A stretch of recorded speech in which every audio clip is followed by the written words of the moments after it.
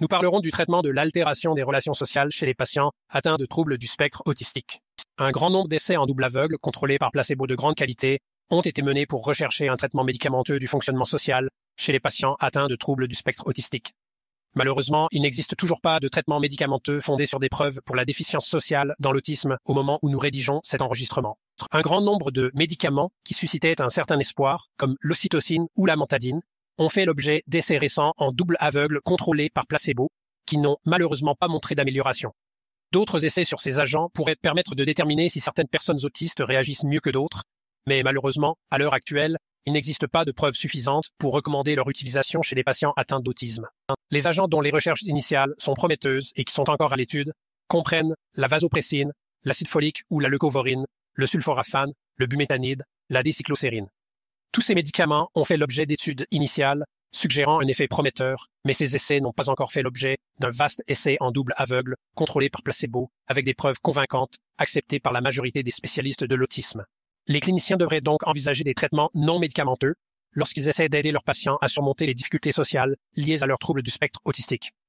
De nombreux patients peuvent bénéficier de l'analyse comportementale appliquée pour améliorer les déficiences sociales liées à leurs troubles du spectre autistique. En fait, cela peut être envisagé en particulier chez les patients qui présentent une déficience intellectuelle concomitante. Les objectifs du traitement par l'analyse comportementale appliquée comprennent un comportement prosocial qui peut être répété, par exemple en formant une personne atteinte d'un trouble du spectre autistique à saluer et à adopter des comportements d'approche sociale, par exemple en utilisant un système de récompense.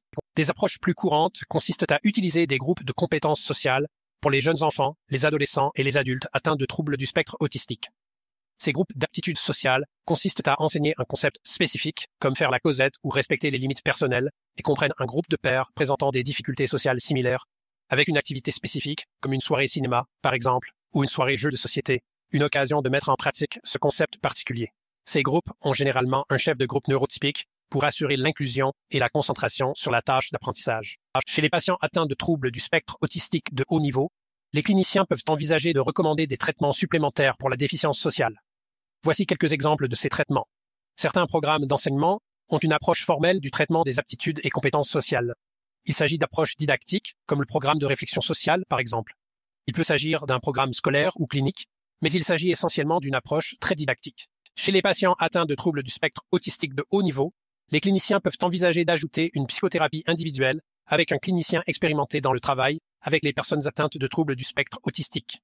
Ils peuvent associer une rencontre avec un thérapeute à un groupe d'affinité autour d'un domaine d'intérêt tel que la photographie ou l'histoire, où la personne atteinte de troubles du spectre autistique peut interagir avec des pairs neurotypiques qui partagent son intérêt particulier, puis consulter un clinicien à un moment ultérieur pour parler des interactions difficiles avec les pairs. La thérapie de couple peut être une modalité merveilleuse en termes de progrès dans le fonctionnement social, en particulier en montrant une compréhension du concept de réciprocité dans les relations.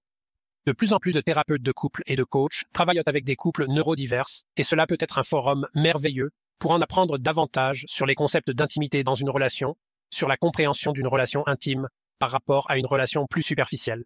Les mentors thérapeutiques peuvent également fournir aux personnes atteintes de troubles du spectre autistique un retour d'information important sur la manière dont elles se débrouillent dans les relations sociales.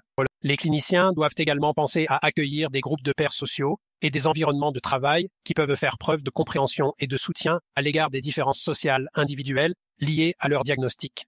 Quelques points clés à retenir de cette section. Il n'existe actuellement aucun traitement médicamenteux de la déficience sociale dans les troubles du spectre autistique qui ait fait l'objet de recherches approfondies. Les patients atteints de troubles du spectre autistique, qu'ils soient de haut niveau ou de bas niveau, peuvent tous deux progresser dans leur fonctionnement social grâce à des traitements comportementaux, éducatifs et psychothérapeutiques.